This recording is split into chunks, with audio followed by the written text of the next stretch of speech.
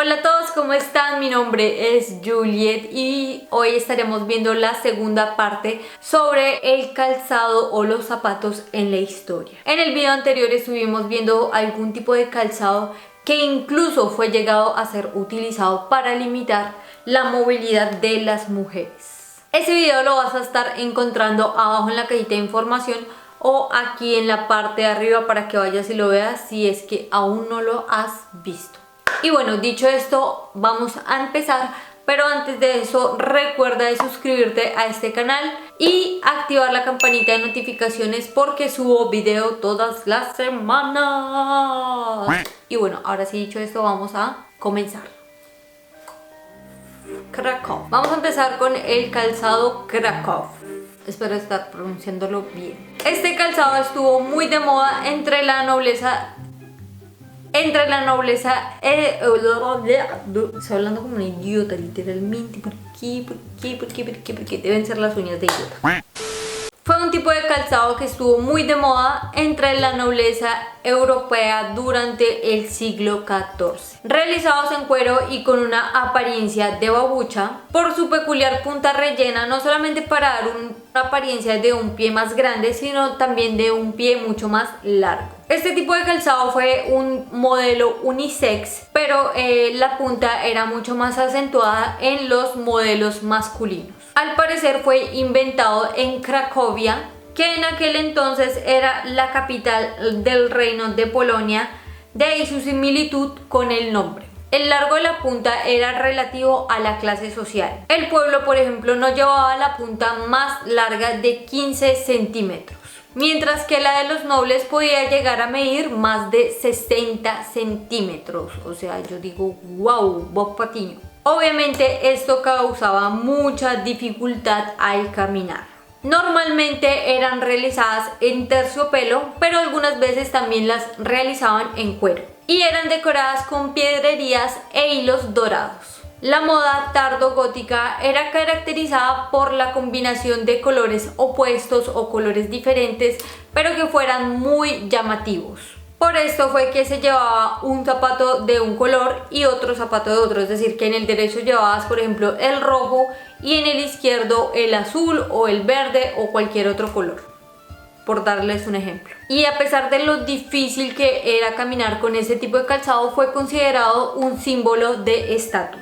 Para poder colocarlo se llegaron a utilizar diferentes métodos e inventos. Por ejemplo, se insería musgo al interno de este zapato o lana para que tuviera mayor rigidez, o muchas veces se los llegaban a amarrar a la rodilla para que la punta no les diera fastidio y obviamente para que no se enredaran cuando estaban caminando, por ejemplo. Se llegaron incluso a fabricar este tipo de babuchas, este tipo de calzado para los soldados o para el combate. Y los armeros del tardo gótico se vieron casi en la obligación de tener que modificar el calzado que ellos ya utilizaban para crear este calzado que tuviera estas características. Obviamente eso no fue como un requerimiento necesario para las armaduras, sino que fue un capricho de la moda. Fue tanto así el capricho de la moda que cuando cuando Francia fue en combate contra los otomanos, o no me acuerdo muy bien, tuvieron que cortarle las puntas a estos zapatos para poder así correr ante la avanzada de la tropa enemiga. Es decir, que este tipo de zapatos los estaba volviendo mucho más lento, no podían moverse con rapidez, entonces pues tuvieron que cortarle las puntas. O sea, era necesario que llevaran la moda a lo... No. Y como muchas de las extravagancias medievales, este tipo de calzado también fue restringido por las autoridades religiosas. La iglesia dijo que este calzado era ópera del diablo y que eran los responsables de la peste negra del 1347. Este tipo de calzado fue también condenado porque impedía al hombre el poderse arrodillar y rezar, mientras que la punta de este calzado fue considerado algo sexual, puesto que muchos hombres empezaron a utilizar la punta del zapato para poderles levantar la falda a las mujeres y ver, pues, morbosear a las mujeres. desde esa época, siempre, todo, o sea, desde siempre, joder, sin opinión, no tengo que opinar aquí. Fueron prohibidas en Francia en 1346 y en Inglaterra en 1465. Les Poulennes, como eran llamadas en francés, comenzaron su declino después de que al duque Leopoldo de Francia le asesinaran precisamente porque no pudo escapar de sus asesinos a causa de este calzado. Pero esta moda sobrevivió por más de 3 siglos y fue Carlos VIII de Francia a prohibir al pueblo el uso de este tipo de calzado. No fue porque se preocupara por su integridad ni por la integridad de nadie, sino prácticamente él había nacido con polidactilia, que es prácticamente esta malformación que se nace con más de 5 dedos en un miembro, en un pie o en una mano.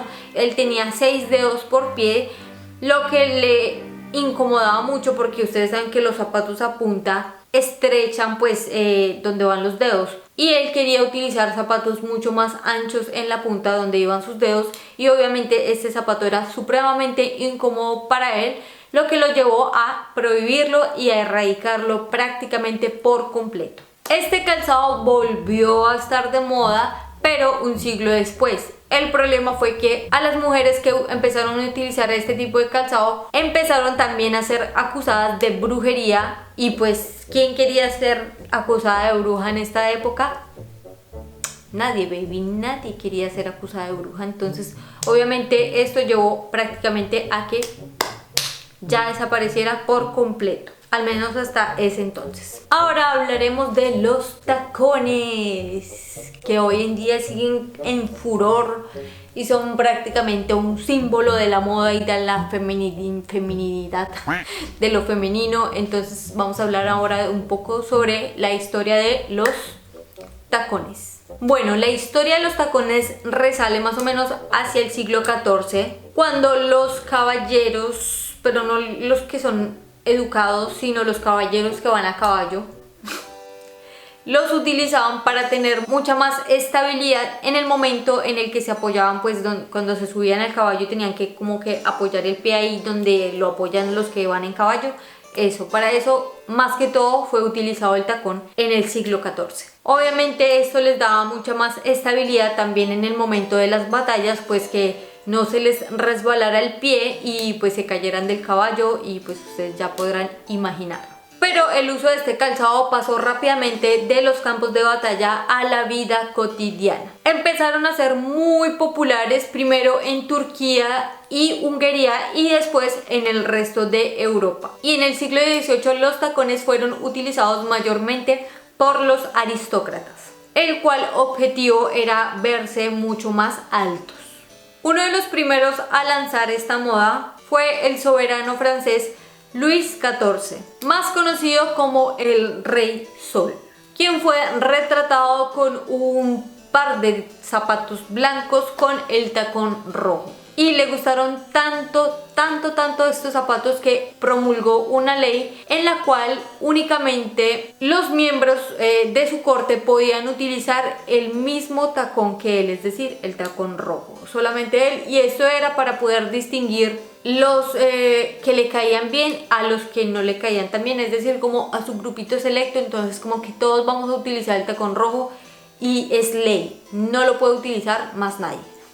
La obsesión del Rey Sol por este tacón rojo en particular fue tanta que inspiró el nacimiento del famoso calzado de la firma Christian Louboutin. Con la llegada de la moda andrógina, los tacones llegaron a no ser bien vistos por la moda femenina. Es decir que, los tacones eran como de hombres y las mujeres no veían femenino el uso de tacones. Fue tanto así que muchísimas mujeres empezaron a utilizar los tacones para masculinizar su aspecto. ¿Pueden creerlo?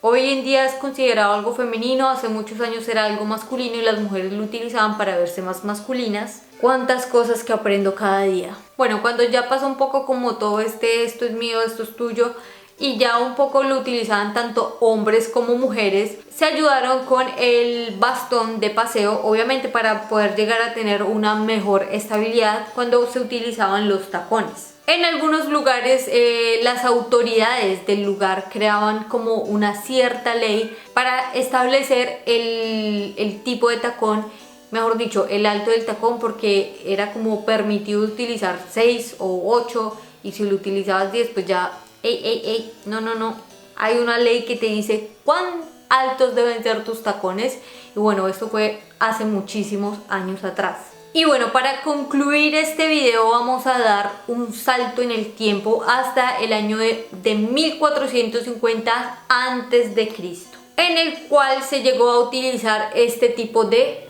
chancleta. Para mí, yo le digo chancleta sandalia. Considero que la sandalia tiene un poco de tacón y la chancleta es plana, no sé. Bueno, vamos a decirle sandalia. Ustedes también le pueden decir chancleta o sandalia, da igual. Este tipo de sandalia, la cual era pues sandalia, pero tenía como estos pequeños dedales que cubrían los dedos del pie. La mayoría de este calzado era realizado en paja trenzada. Obviamente aquí este modelo lo encontré, esta foto de referencia la encontré en un modelo como de lujo faraónico, pero normalmente eran realizados en paja y eran de uso exclusivo masculino. Y ni las mujeres ni los esclavos tenían el permiso de utilizarlo, puesto que era como un calzado ceremonial. Y bueno, vamos a dejar hasta aquí este video. Espero que les haya gustado muchísimo. Si no han visto la primera parte, recuerden verla. Aquí abajo en la cajita de información les voy a estar dejando el link para la parte 1 de este video, o aquí en la parte de arriba, no sé si ya lo dije. Bueno, y bueno, lo que veremos en el próximo video pues va a ser sorpresa. Recuerda suscribirte a este canal porque subo videos todas las semanas y también recuerda activar la campanita de notificaciones para que YouTube te avise cada vez que yo subo un video nuevo. Y nos vemos a la próxima. ¡Chao!